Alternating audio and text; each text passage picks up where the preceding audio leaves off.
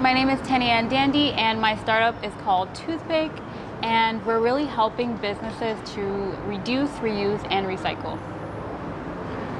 My experience in the Seaworthy cohort was amazing. I'll say the thing that stood out to me most was the weekly meetings we had. We had weekly group meetings and weekly one-on-ones, and those really helped me stay grounded and on track. I would say my key takeaways are running a business is hard, so it's best to do it in community. It's best to do it with people you trust, getting good advisors, mentors, and things like that. I would say one word I would use to describe the Seaworthy collective experience is foundational.